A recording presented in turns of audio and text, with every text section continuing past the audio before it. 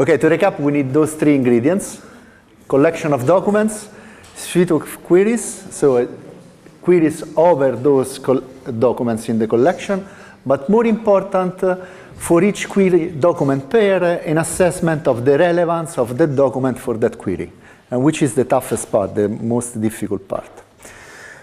We discussed that relevance to the query is problematic because, in principle, information retrieval system should answer to the information need.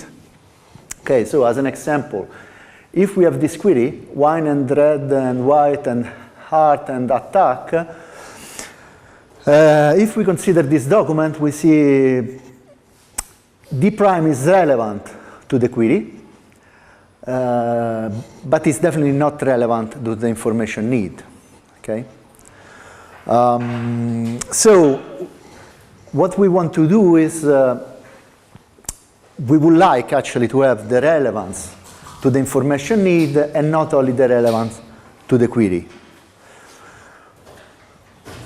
Further, we said, okay, in order to evaluate, once we have the collection, the query, and the assessment of for each document, query, pair of the quality, what we want to do is we want to evaluate the relevance in terms of two main metrics: precision, which is the fraction among the retrieved items. What are the retrieved items? Is the response to the query, so the list of response given by the information retrieval system to the query.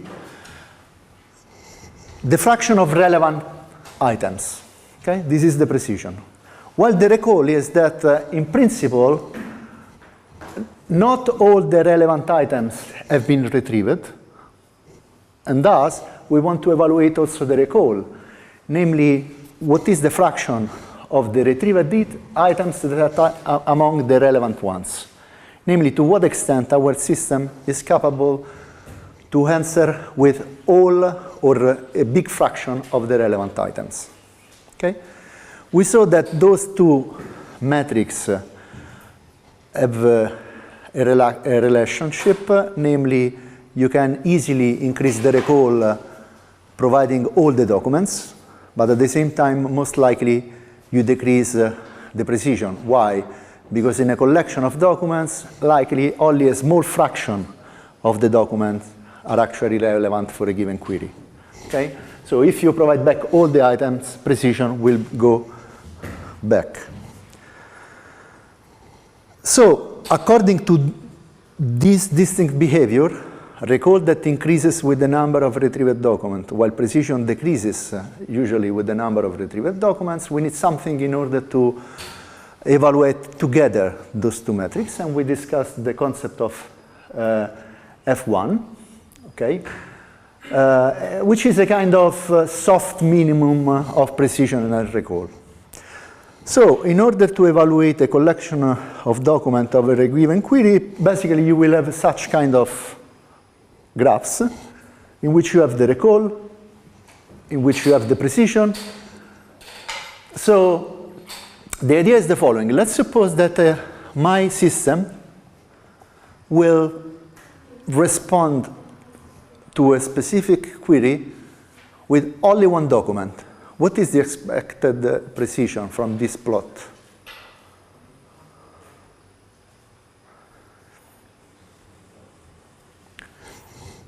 If it's only one document, roughly is slightly less than 80%, right?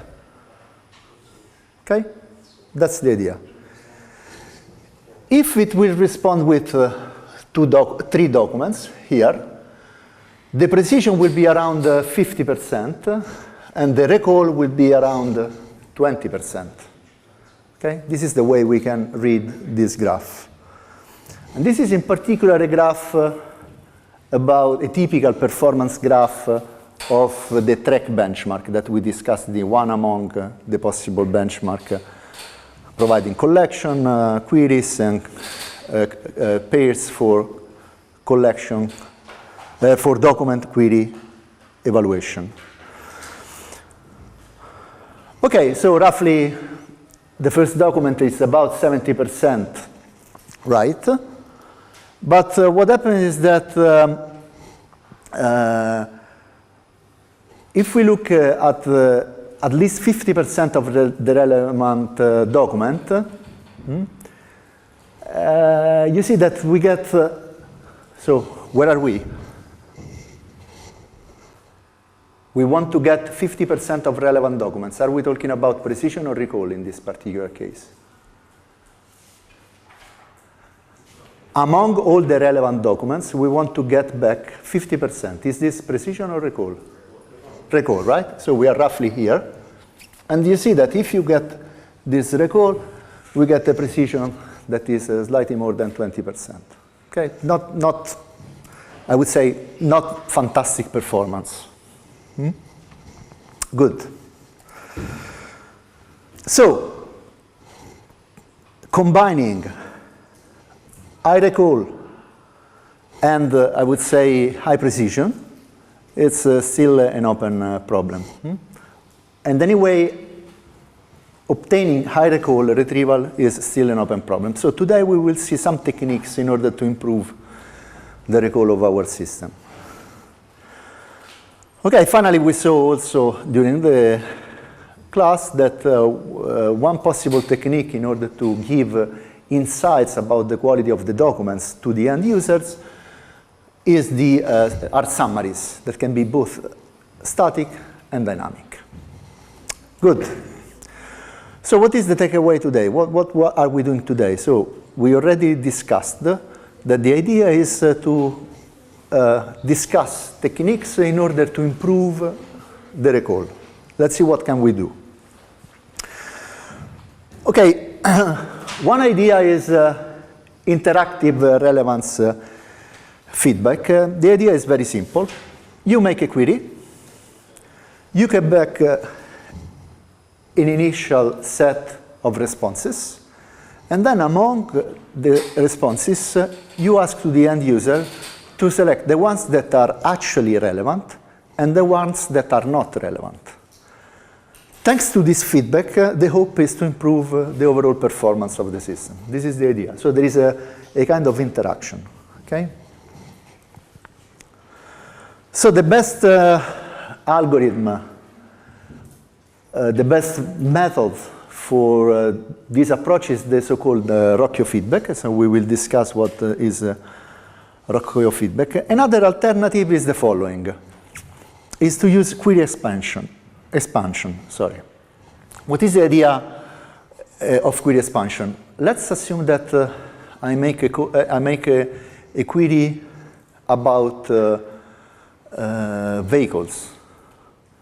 Okay, clearly, if my query is vehicles, and by chance, in my collection, the term vehicle never appears, sorry. Okay? Anyway, I can use some synonymous of vehicles. It can be car, it can be, I don't know, motorbike, it can be airplane, it can be whatever you want. So if I make a very simple query in which basically I simply use the terms given by the user in order to provide back documents, most likely in this particular case I will not get back any relevant documents. But if I will expand, I will translate, that's why it's query expansion. I will expand the term with synonymous, maybe I will get some better results. Okay? Those are the two ideas. So idea number one, I will ask to the user, among the retrieved documents, what are the relevant and what are the not relevant, in the hope to use this information to improve the next round of query. Idea number two, I will expand the query by synonymous. Okay? And we will explore those two approaches. So how can I find out what are the synonymous? I have basically two options. Either I will use source of related terms, Thesauri.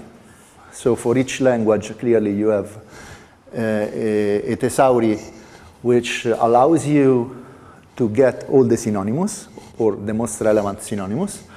I can try to build automatically a Thesauri, or I can use query logs. Again, the idea is the following. Even if you don't ask a explicitly to the user a feedback, the fact that the user will click on a document most likely will tell you that he considers that document relevant for the query. Because what it will do basically, it will get such kind of results, and most likely will have a rough look over the summaries and will select the one considered most relevant. Okay? This selection will give you hints about the fact that you can build synonymous using this information. Okay, so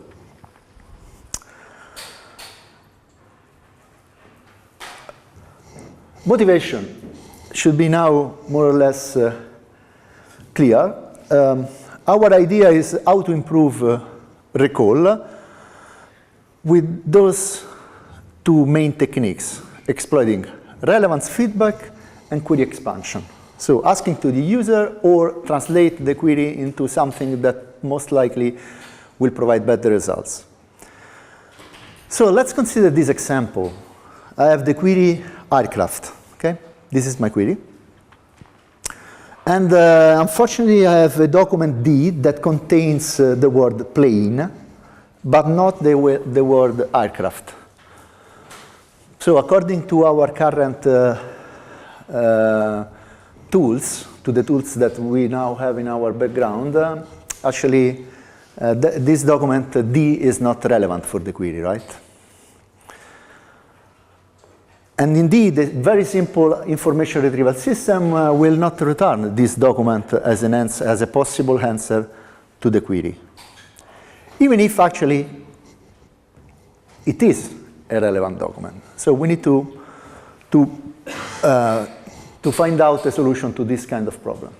We want to change these, basically returning relevant documents that in principle do not contain any of the term of the original query. That's the purpose. Okay, good.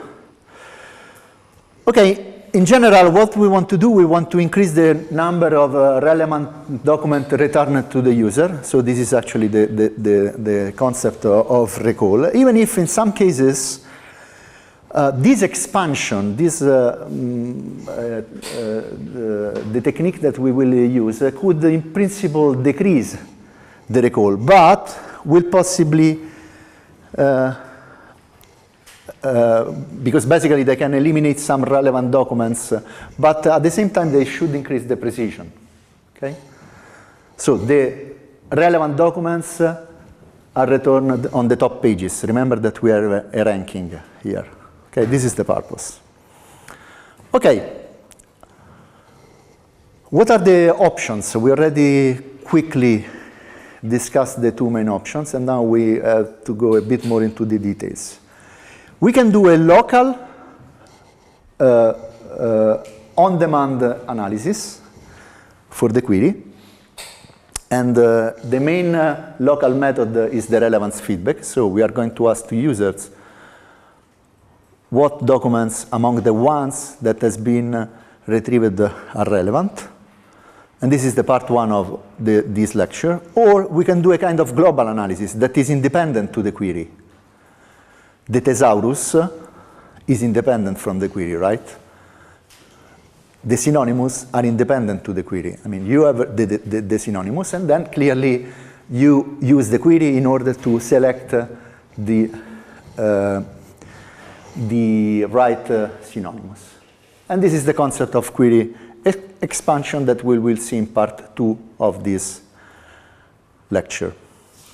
Okay, we will discuss the fact that some of those techniques are not anymore employed, so are very important anyway, but some of those techniques have some problems. We will discuss it later on. Okay, let's start with the relevant feedback. What is the process? It's very simple. You, as a user, make a query, okay, first step, and it should be short and simple. Remember that as short is the query, as easier is to provide results, basically, no? Okay. The search engine will return you a set of documents. You provide the feedback, finally. So basically, you mark relevant and non-relevant documents. We will see later on in the algorithms that you can weight the contribution of the relevant and the non-relevant documents, because you can suspect that user will, okay, in principle, user is annoyed by the fact that you ask feedback. Maybe it will provide feedback on relevant documents, but expecting that it will work towards all the lists, providing also feedback on the non-relevant documents is even more difficult, right? So you can weight the contribution of relevant and non-relevant documents. Anyway, now, assume that the user will mark relevant and non-relevant documents. Now, thanks to this information, the search engine compute a new representation of the information need in the form of what? In the form of a new query, taking into account the feedback provided by the user, okay? Remember always that the information need must be translated into a query. The main question here is to what extent that query will represent the information need. And we discussed at the beginning that this is not always easy. Okay, good.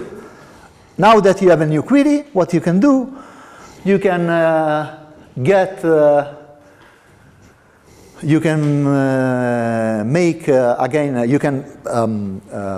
the query again to the system, the new query to the system, and get the new results that hopefully will improve the recall. Okay, this is the idea.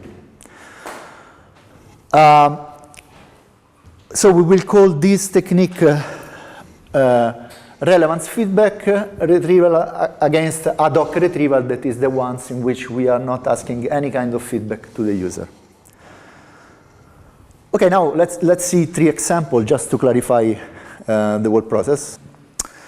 So one possibility, I have my my search engine and I write bike. Okay, this is the first result set. So the first answer to my queries. What can I see? I can see motorbikes. I can see bicycles, but I can also see maybe newspapers about bikes, or I don't know, events, logos of events. So the question is, what is relevant? What is the information need of the user? Okay, those are the possible query. So we ask to the user to provide feedback. I'm not sure it's very clear, but the user will select these, and these. Okay, so most likely the user is interested both in motorbikes and in bicycles. This is the feedback, so the positive feedback provided to us. And indeed, in the next round, the results of the query is, as expected, something either related to motorbikes or related to bikes. Okay? Thanks to this feedback, we can significantly improve the performance in terms of recall. Okay, what is the idea in this particular case? If I will do ad hoc retrieval in this very simple vector space, in which basically I have 3 terms, canine, dog, and cat, okay, and I will make the query canine. Now, the fact is that what will likely happen, what is the idea to retrieve documents, to provide the answer to this query? In the vector space model, what is the main idea? Send the most close. Similarity. And similarity, we say that is cosine, namely is the distance. Okay, so assuming that those are iso curves, namely at the same distance, so basically you see, the only, in principle, relevant document is this one. Okay, so now let's assume that indeed this is marked as a relevant document, this allows us to make a similar consideration with respect to that document, namely if we have something that is between canine and dog. So this is now the new, I would say, reference query. It's not anymore only canine. And in that case, if we have only canine, this is the picture, and the only possible relevant document is this one. But if we ask to the user to give us feedback, and we find out that it's not only canine, but it's canine and dog, something that is of interest for him. Now you see that we can get, in principle, other documents that hopefully are relevant. This is the idea. So I'm moving, basically, the query, which is not anymore canine, but is canine and dog, and I apply the same principle. I'm looking for documents that are close by. This is the whole concept. Okay, let's see. Assume that the initial query now is new, space, satellite, and application. This is a known image example. Okay, now what you get is this. This is the ranking, which is done according to this metric. Okay. Now the user can select with a plus, with mark with a plus, the relevant document. So let's assume now that the relevant documents are 1, 2, and 8. Okay? Using those documents, I have to compute a new query. And the new query actually is this one. You see, we started with only 4, 1, 2, 3, 4 terms. Now the new query contains a significant number of terms. So we are expanding the query, and thus it becomes more difficult to compute the query set, the result set. But hopefully, it will provide us back some more relevant results. And indeed, you see, apart from on parentheses, you have the old rank. Apart from the fact that the two documents have been inverted, what is interesting is that this document that was in the 8th position before rised up to the 5th position. Okay? So that's the idea. Good. Now, this is the concept. So again, simple query, get results, mark positive and negative documents. Positive are relevant and not relevant documents. According to this information, I compute a new query that hopefully will provide me back better results in terms of recall. This is the idea. Let's see how it can be implemented. Okay, the key concept here is the concept of centroid. Centroid of what? The centroid in this particular case of the relevant documents. Let's see what is a centroid, and then we discuss why this centroid is interesting. Okay, the centroid is the center of mass of a set of points. To some extent, is the I would say the prototype of that group of points. Okay, of that set of points. Is a kind of representative point that summarizes, okay, the properties of this set of points. So this should give you the hints. Is a point that summarizes the characteristics of relevant documents. The centroid of relevant documents is a point that summarizes the characteristics of relevant documents, as well as the centroid of non-relevant documents is a point that summarizes the characteristics of non-relevant documents. Okay? Good. Remember that our documents are vectors or points in a very high-dimensional space. So that's why we can use the centroid in order to characterize those points. So what we can do, we can compute centroid for those set of documents, and this is basically the definition. So over all the documents, okay, what I do, I sum up the vector representing that documents. Okay.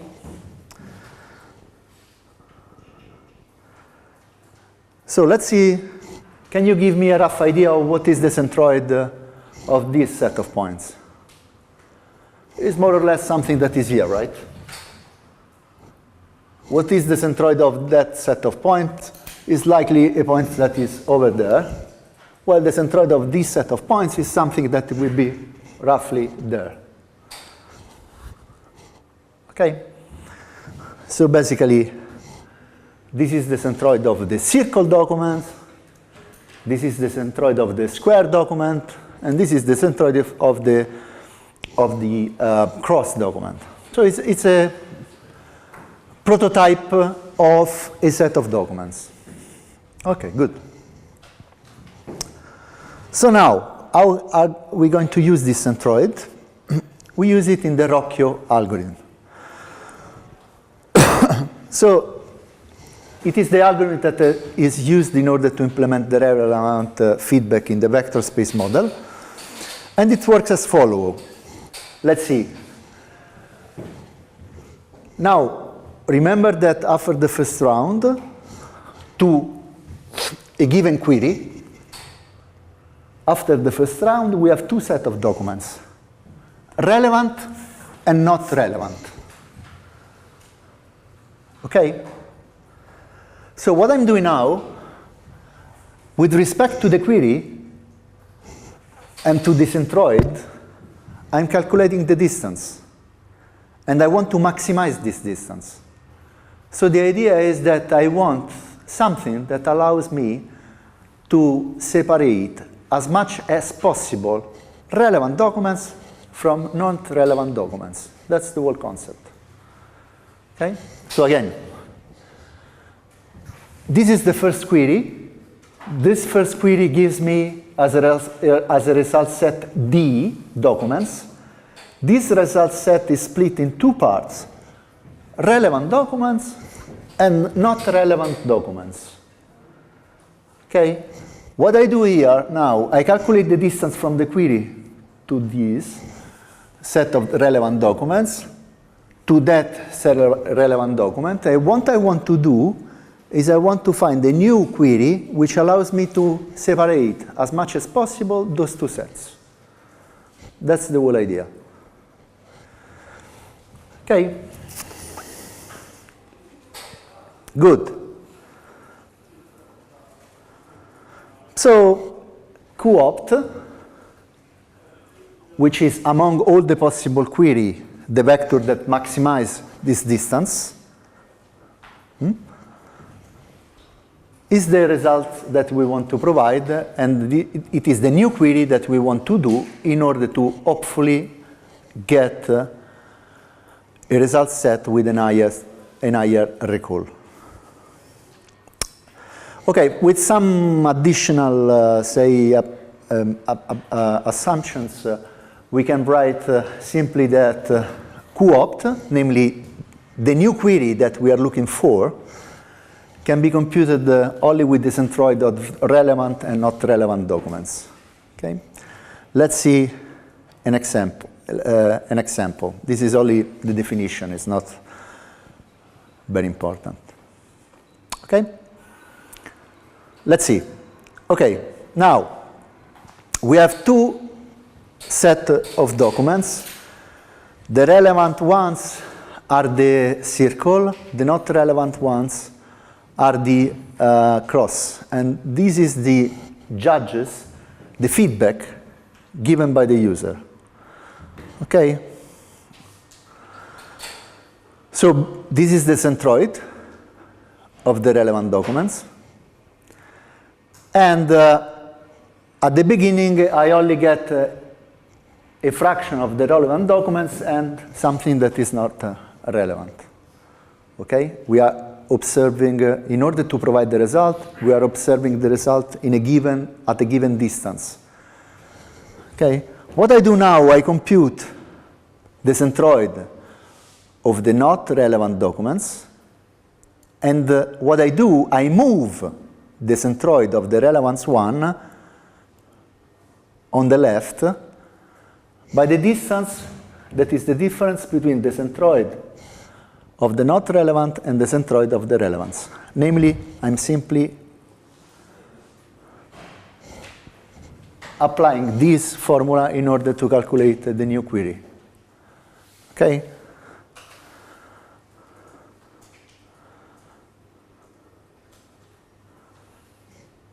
Okay? Good. So now, what is the new query? The new query is this one, right? And this is Q-opt. So the ones that maximize the distance between the two. And indeed, now I can even enlarge the distance in order to select all the relevant documents. Okay? That's the idea. So Q-opt is the ones that separates in the best possible way, because maximize the arguments, relevant from non-relevant documents. That's the idea of Rocchio. Questions?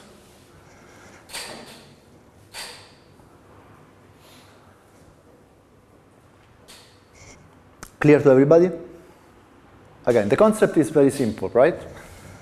Set of queries, relevant, not relevant, centroids.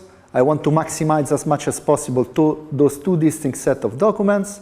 I calculate a new query which allows me to maximize this distance. That's it. Because maximizing the distance between relevant and not relevant allowed me to separate the set of relevant with non-relevant documents as better as possible. And this separation allows me to improve both the precision and the recalling principle. Okay, good. So far we use the Rocchio, so the algorithm which is the theoretical one. Actually, there is an implementation of Rocchio named the SMART, which is the one used also in the track, to evaluate the track benchmark. And let's see what is the difference of the SMART algorithm. The main difference is that we can weight the contribution of each of the terms. So we have alpha, which allow us to weight the contribution of the original query. The contribution to what? To the calculation of the new optimized query. And then we have beta and gamma, which allow us to weight the contribution of positive evaluation versus negative evaluation. Okay, that's the whole idea. So basically, I can set up alpha, beta, and gamma in order to change the contribution of each of those terms. Okay? So in principle, if I put alpha equal to 0, I completely forget the contribution of the original query. If I put beta to 90% and gamma to 10%, it means that I weight much more the positive feedback rather than the negative one. I can move those parameters in order to see what is the contribution of each of the terms. Okay? So the new query, anyway, moves towards relevant documents and away from non-relevant one. The concept is always the same. It does not change with respect to the Rocchio we discussed before. Okay, now, in general, this is a kind of, you can expect it maybe also from your user experience. Positive feedback are more valuable than negative one, because usually it's natural for the user to explore something that is of interest for him rather than something that is not of interest, right? So you can, to some extent, guess the non-interest because it's not observed, as well as you can guess the interest because it's observed, it's clicked on. And we will see those are implicit evaluation. Anyway, in general, positive feedback is more valuable, and that's why usually I remind you that beta is the weight for the positive feedback, and this is why beta can be usually higher than gamma, and so a possible example is beta equal to 0.75% and gamma to 25%. Actually, in many cases, only positive feedback are allowed. So you can only select the documents that you consider relevant. You are not allowed to select documents that are not relevant. Okay?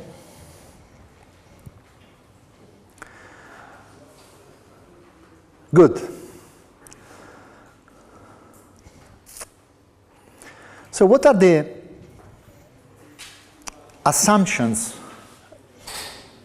behind the idea of relevance feedback? Namely, when can relevance feedback actually enhance the recall? So there are basically two assumptions.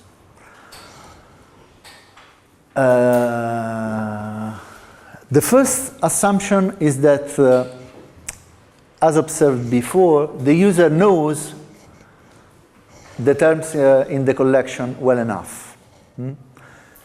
Because, and this is the example with aircraft and plane. Basically, if you don't know the terms that have been employed in the collection, this could be an issue because, in principle, no documents are retrieved. Okay, so assumption A1, the user knows the terms in the collection in order to make the initial query.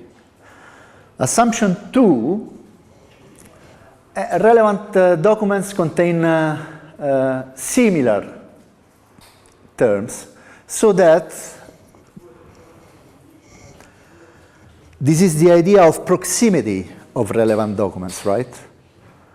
Because in the cluster we saw before, all the relevant documents and the not relevant documents, you see the classifier, you started looking at the classifier with Luca, right?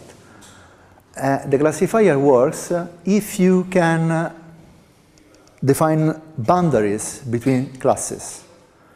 If you are inside a boundary, is of class A. If you are outside the boundary, is of class B.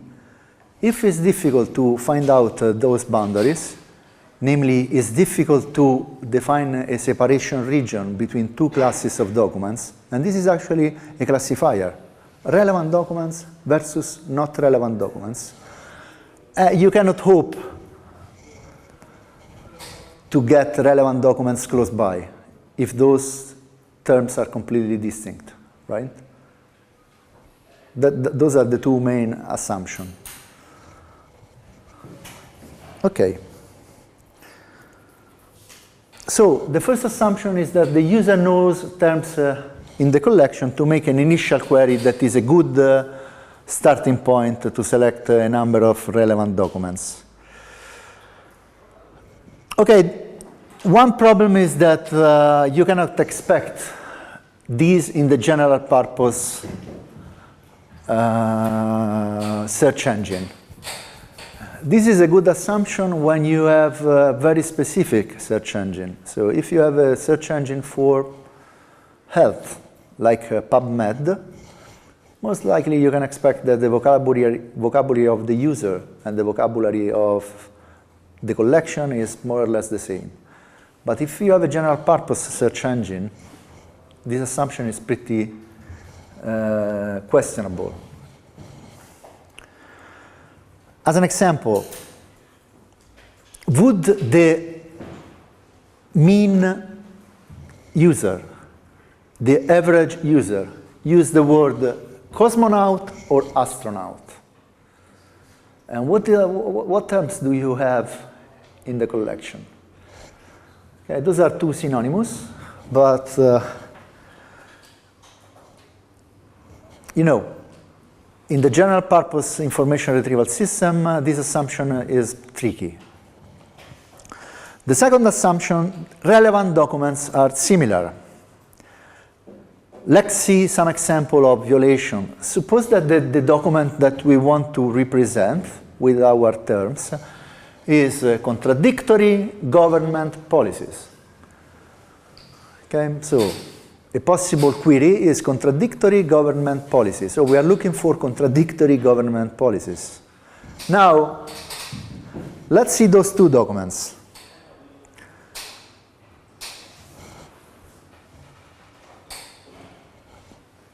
This is definitely a contradictory government policy, because basically what we are doing is you are doing an anti-smoking campaign.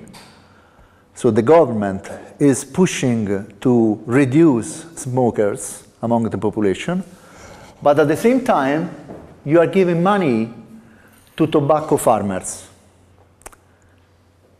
So this is definitely a document that should be taken into consideration, but you see, there are no terms, no related terms, okay? So the vicinity of the documents, the distance, the similarity of the documents could be very large. Another one, you want to support developing countries. So this is another example of contradictory government policy, but at the same time, you increase the taxes on import from developing countries. Again, this is in contradiction, right? Because you want to support those guys, but at the same time you increase the taxes. But there is nothing that is basically related to our original query. So the distance is pretty big. Okay? So relevance documents on tobacco docs will not help with finding documents on developing countries for the same argument. Okay, those are two examples of contradicting government policies, but are completely unrelated, one with the other. And so you cannot expect that the relevance feedback will help. Okay.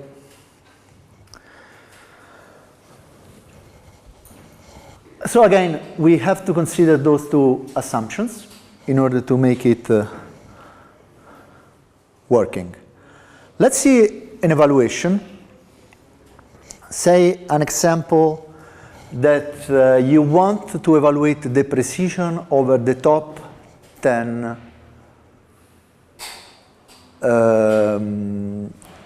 answer to a given query. Do you remember that precision and recall are among a set? So how can we extend precision and recall to a ranked list? How can we? We evaluate precision and recall at each step in the list for the sets made of the first result, the first two results, the first three results, the first four results. In this particular case, we are evaluating precision over the first 10 results in our results set. Okay, because precision and results and recall, considered sets. Good. Now let's consider this metric. We want to evaluate the precision of the top 10. Okay, and then we compute the precision over the top 10 for the original query and the precision over the top 10 for the modified query according to the relevance feedback. In many cases,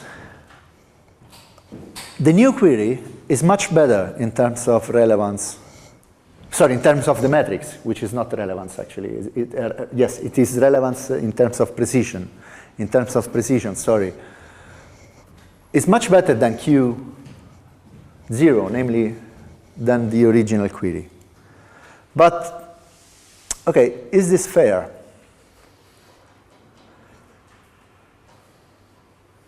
So we are providing an answer, we are asking feedback to the user, and then we say, it's much better thanks to the feedback. Come on, it is.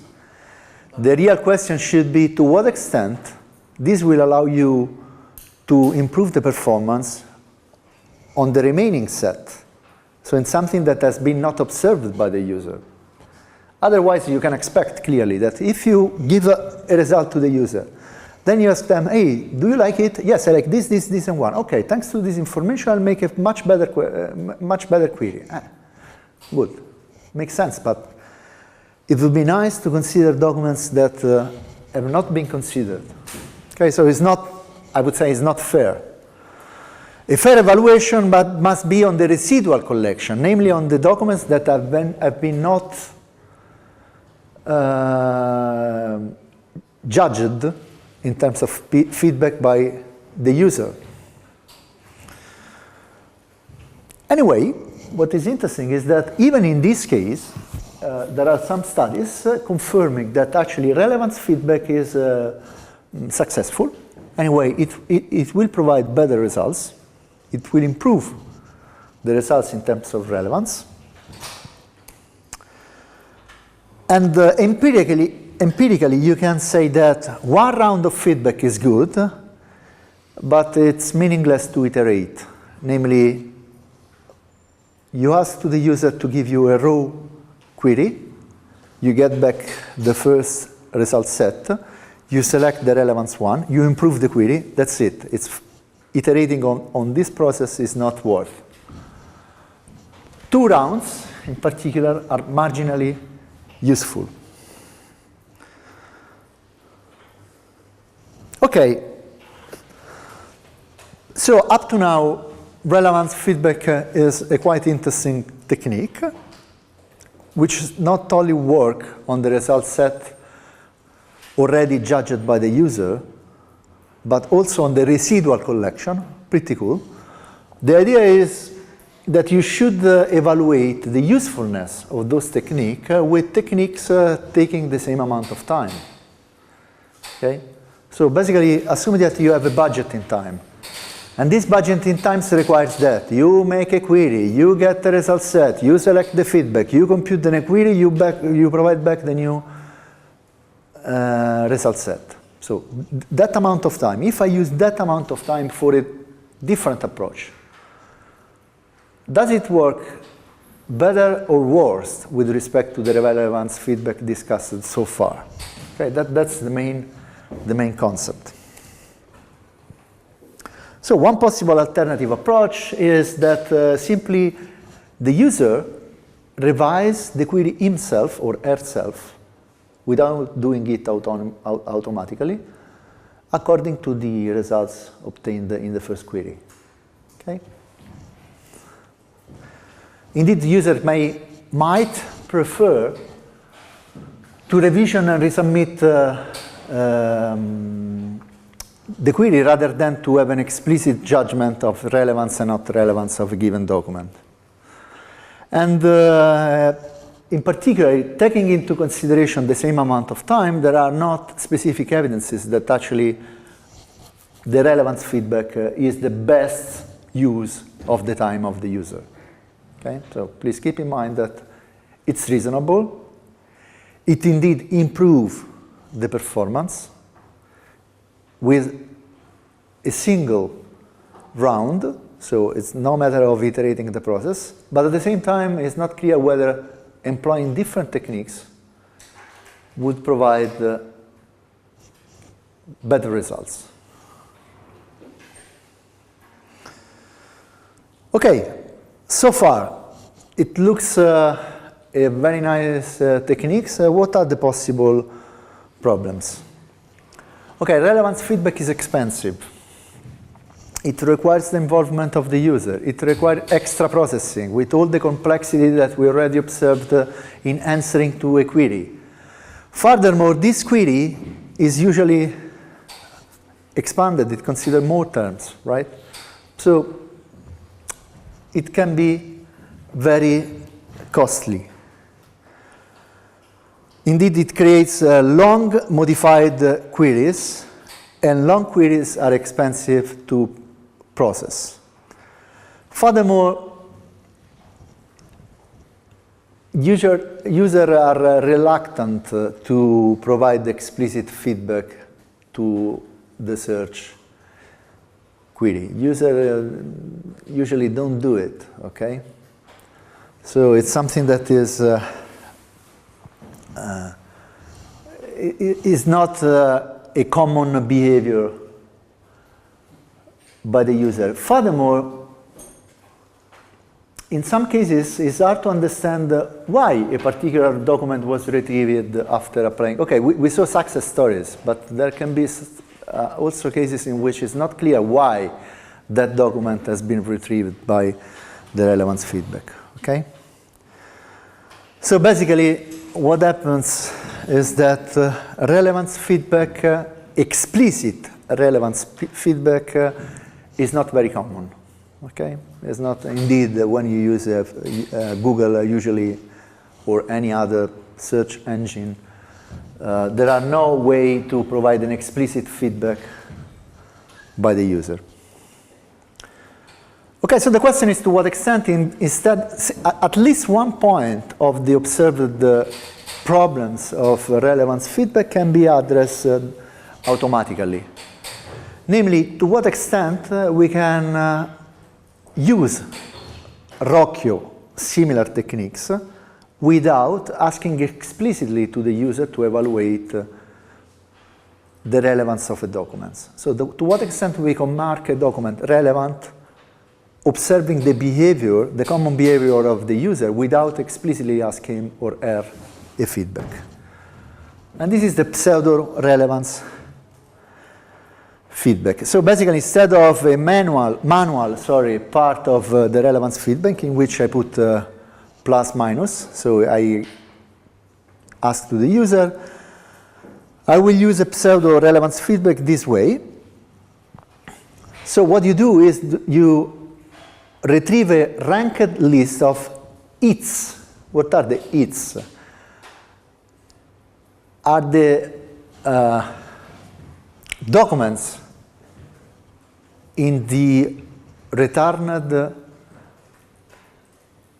sets to a specific query that are clicked by the user. And this idea of clicking into a document is to some extent the proof of some relevance of that document for the query. Okay, that's the idea. And so you use this this ranked list for the its, and the assumption is that the top k documents are the relevance ones, and then you apply Rocchio as before. Okay? It's interesting because actually it works very well on average.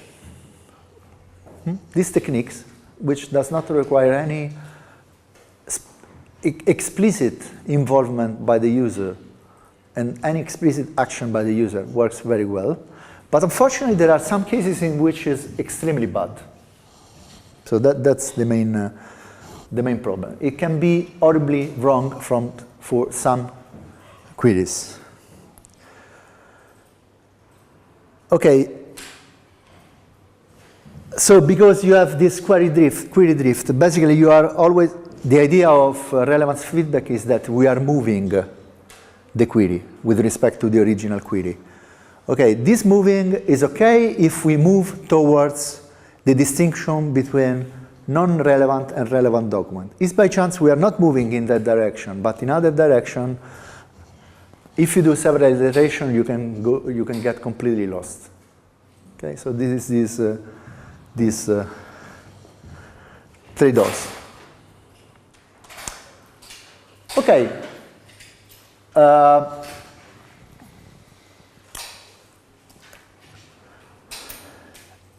There has been an evaluation of those techniques. Here, PSRF stands for pseudo-relevant feedback, namely implicit, not explicit. We are not asking to the user. What is this?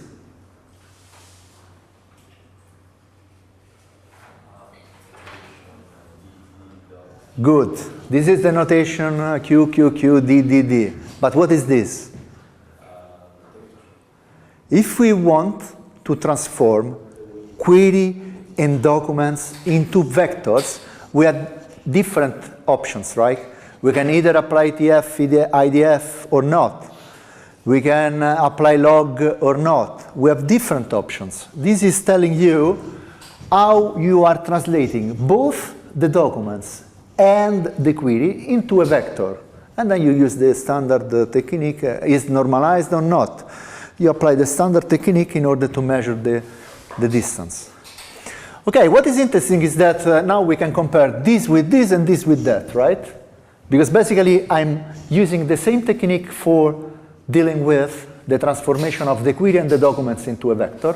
But here you apply the feedback, pseudo-random feedback. Here you don't. And you see that you are always improving the number of relevant document returned. So this is a proof in the track collection that actually this technique works pretty well. It's reasonable. Okay. And what is interesting is that this pseudo-random feedback method, which is not actually Rocchio, is inspired, I would say, by Rocchio. Anyway, extend only 20 terms in the query, so it's relatively efficient, and demonstrate that actually it's very effective on average. Okay? Good, so let's quickly recap. The idea is we want to improve the recall of the result set.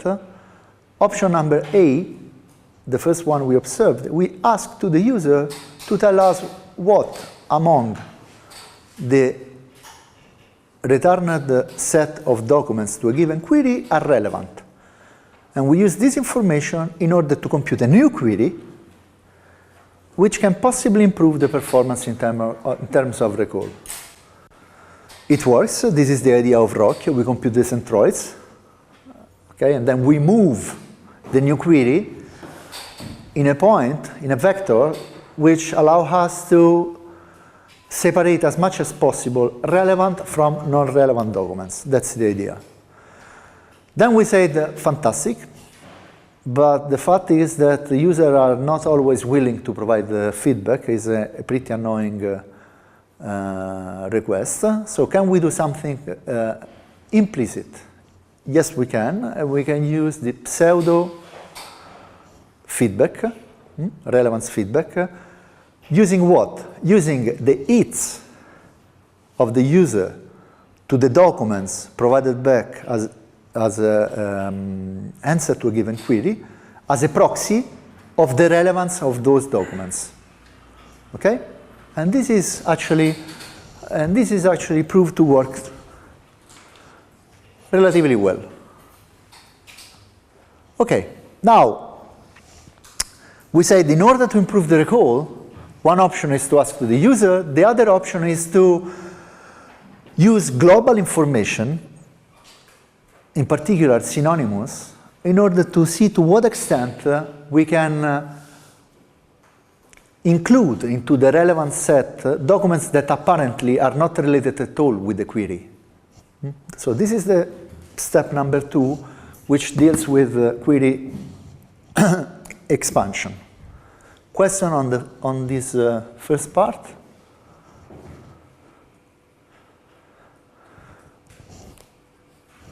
Good. Let's proceed. Query expansion.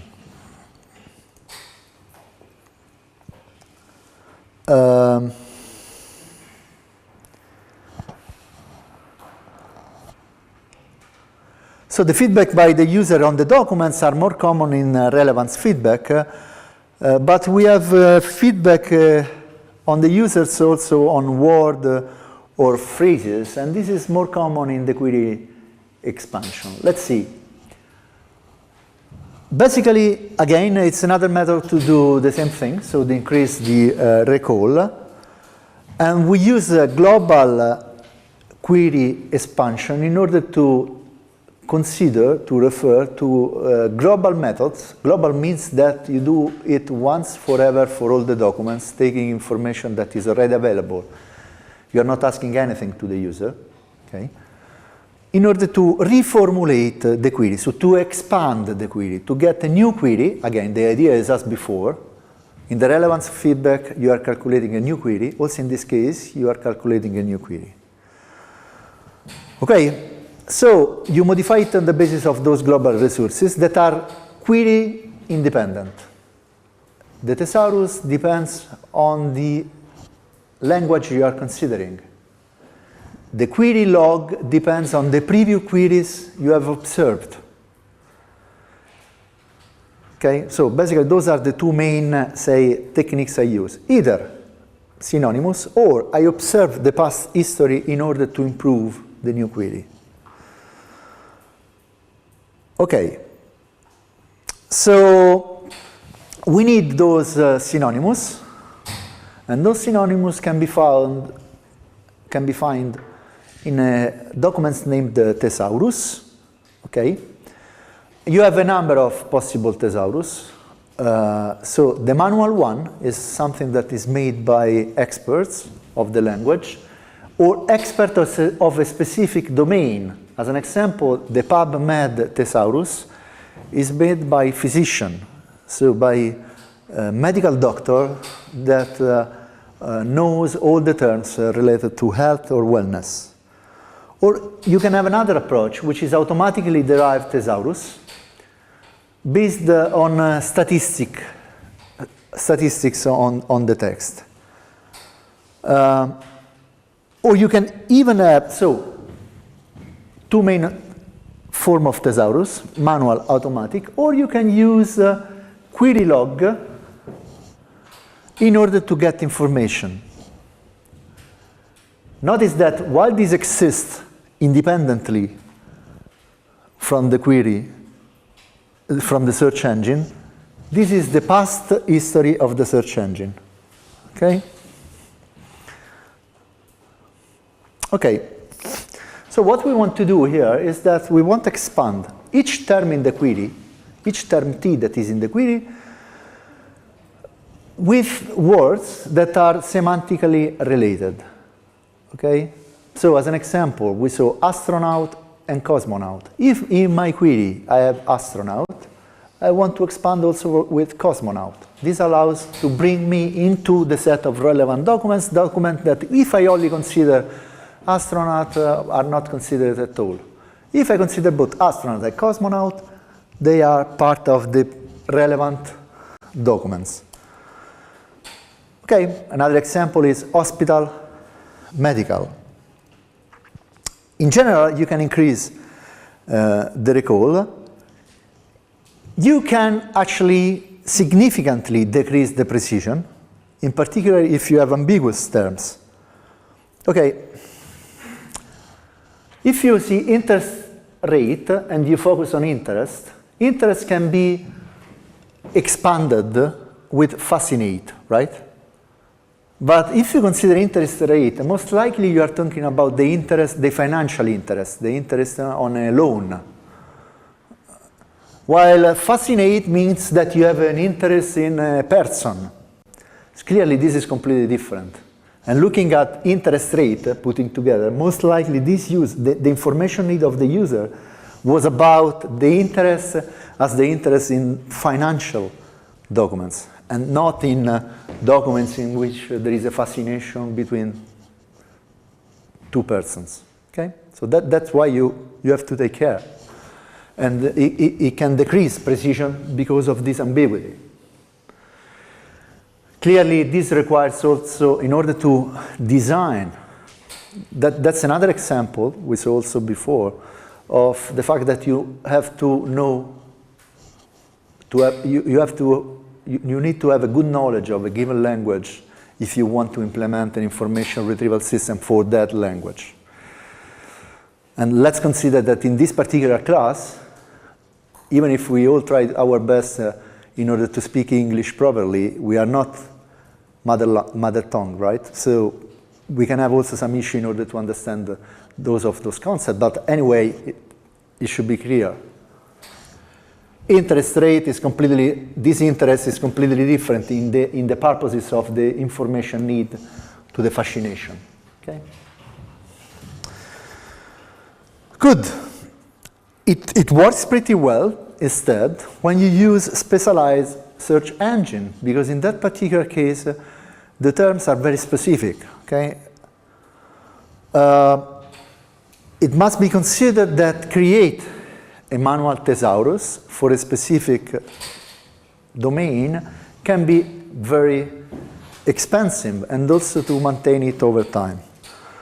So this is an example of PubMed. PubMed is a very well-known information retrieval system for medicine publication. In this particular case, the thesaurus is very well known, it's very clear, and allows you to increase significantly the results of your query. Okay? Good. So, if, as observed before, a manual thesaurus, is difficult to build and to maintain, do we have any alternative in order to automatically generate a thesaurus? And this is the purpose of this next slide. Okay, we can do it analyzing the statistics, the distribution of the terms in a document, okay? So what do we need? What is the purpose here? Is to expand the original query with similar terms. So the main notion here that we have to distill is a notion of similarity between two terms, only observing statistical feature of the documents. Okay, one possible definition is two words are similar if they co-occur with similar words. Let's make examples. Why car and motorcycle are similar? Because they both usually occur with road, gas, license. So basically in the same document you see close by car, road, or motorbike, road, or car, gas, and motorbike, gas, and thus you guess there is a similarity between car and motorbike. Okay, so this is one possibility. The other possibility, if there exists a relationship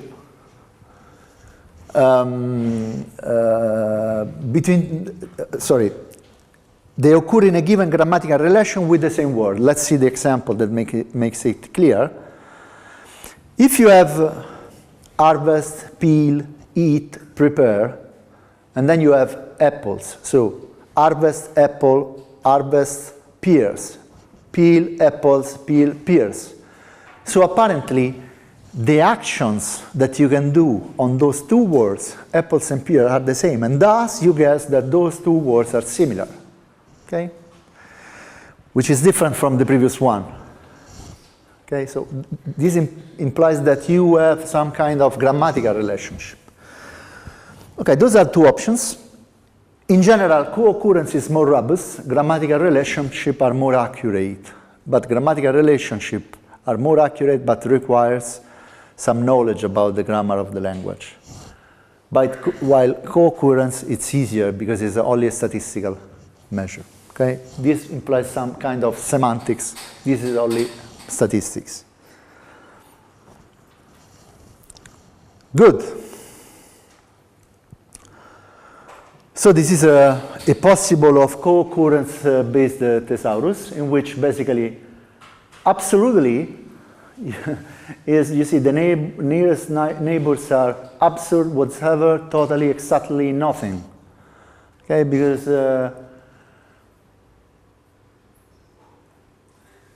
the co-occurrence of those words, in some cases, okay, absolutely nothing, it's a usual sentence that most likely you have heard sometimes, right? So that's the idea. Absolutely nothing will happen often. Okay, and so on and so forth. I mean, again, in order to grasp all the meaning behind this, beyond the intuition, you need some proficiency with the language, clearly. Okay, so, but the idea should be pretty clear. Okay, but apart from those techniques, the main source for query expansion, so those techniques, manually Thesaurus or automatic Thesaurus, the main source for query expansion is actually the exploitation of query logs. So basically, I am offering a service, a search engine, an information retrieval system. I log the query in order to use this information, the log of the query, to improve the performance of my system. How? Okay, one example is the following. Usually, when you, after the issue of the query herbs, frequently, users search for herbal remedies. Okay, so what can you guess from here? That herbal remedies is a potential expansion of herb. Because there is this collect. How can you see this usually after issuing? Why? Because you have a query log and you simply observe the statistics of the query logs. And you see that, I don't know, user Andrea after herbs makes the query herbal remedies. And so you can immediately do the expansion afterwards. Okay? Or users that are looking for flower pics usually goes to this link. But also user searching for flower clip art usually goes to the same link. How? Because you observe the query logs and the clicks. So what can you guess from this? That flower pics is an expansion for flower clip art. Simply because observing the query logs, you see that people is going to click on the same link, and thus most likely they have in mind the same idea.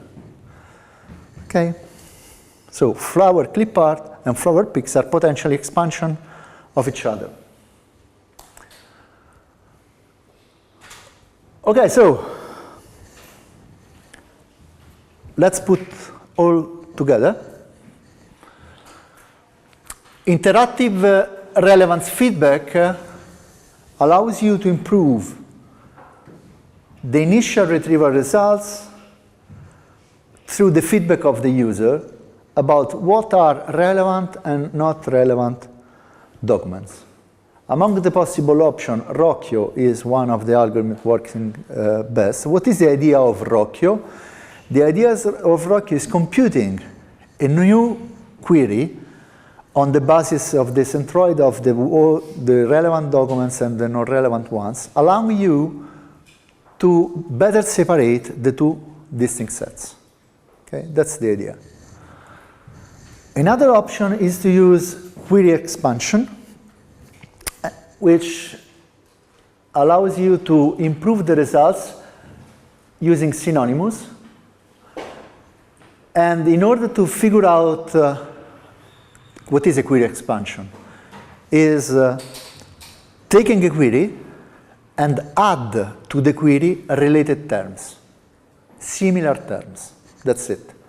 How can I find out similar terms? I have basically three options: manual Thesaurus, automatic Thesaurus, and query logs. Okay? Those are the three main options.